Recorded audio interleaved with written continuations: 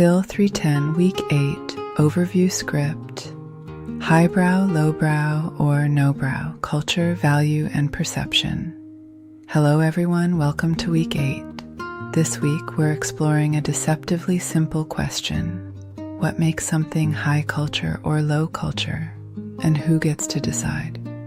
We'll also ask whether those categories are still meaningful in today's media landscape. This week's to-do list. Please complete the following. Watch the overview video. Watch the Alfred Hitchcock tribute. Watch the Bob Fosse choreography. Read Braiding Sweetgrass. Read the philosophy book, Oh John Locke, Oh George Berkeley. As you work through the materials, keep asking, are these examples highbrow, lowbrow, or something else entirely? Part 1. What do we mean by highbrow, lowbrow, and no-brow? Throughout history, societies have ranked artistic expression. These rankings often reflect cultural assumptions, not objective truths. Highbrow traditionally associated with classical music, fine art, academic literature, theater and ballet, work requiring specialized education. Highbrow culture is often labeled refined or intellectually serious. However, and this is important, these classifications in Euro-Western traditions were largely determined by wealthy and powerful groups. So we must ask, is something highbrow because it is inherently superior, or because powerful institutions declared it so? Lowbrow, often associated with popular entertainment, cartoons and comedy, genre fiction, pop music, mass media.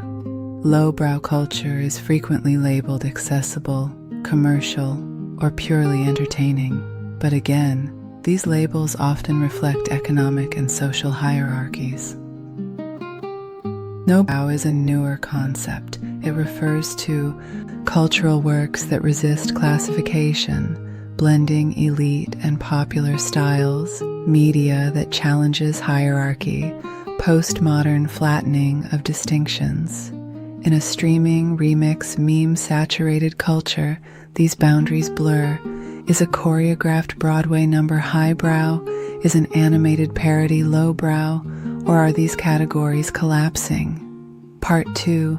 Applying the concepts to the videos. As you watch Alfred Hitchcock Tribute, this playful homage parodies the style of Alfred Hitchcock. It uses animation, humor, film references, stylized suspense. Is parody automatically low?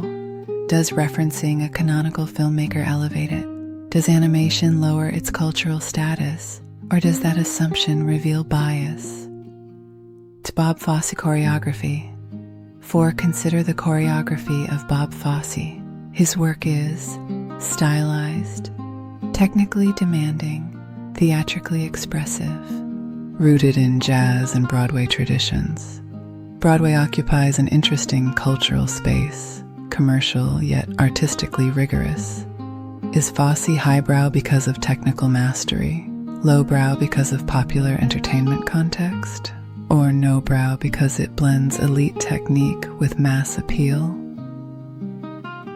As you evaluate the videos, ask, does this require specialized training to appreciate? Is it primarily entertainment? Does it challenge artistic boundaries? How does humor affect perceived value? Part 3.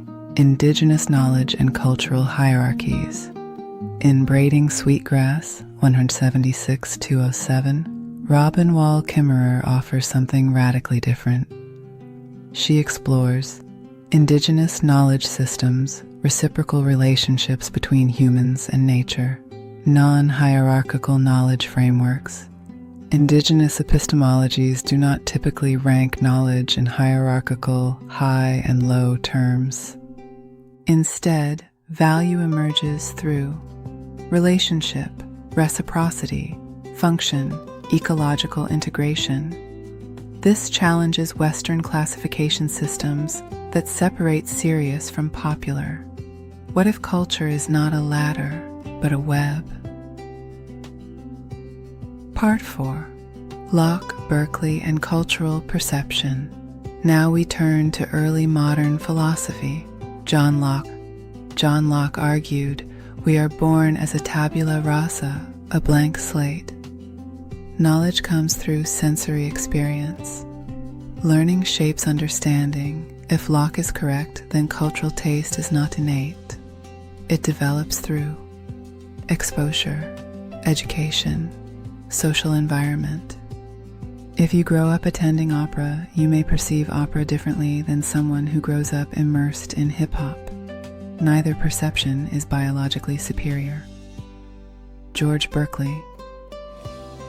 George Berkeley argued, "To be is to be perceived. Reality exists only as it is perceived. Experience doesn't just observe reality, it constitutes it." If Berkeley is correct, then cultural value does not exist independently. It exists through interpretation. Highbrow and lowbrow are not inherent qualities, they are perceptual constructions. Part 5. Cultural reflection. Historically, high-low distinctions reinforced social class divisions, colonial hierarchies, educational gatekeeping, cultural exclusion. Who decided Shakespeare was high, but folklore was not? Who decided ballet was refined, but jazz was vulgar? These decisions were rarely neutral. Today, streaming platforms place documentaries beside reality television, beside experimental film, beside anime, beside opera. What does that do to hierarchy? Closing questions for reflection. As you complete this week's materials, consider: are cultural rankings still meaningful? Do we need categories like high and low? Does parity undermine or enrich artistic value? How does your own background shape your cultural judgment? Would Locke say your taste is learned? Would Berkeley say your perception creates cultural value? How might indigenous epistemologies reframe the entire debate? And this week is not about choosing the correct category. It is about examining how categories are constructed and asking, what happens when we stop ranking and start relating?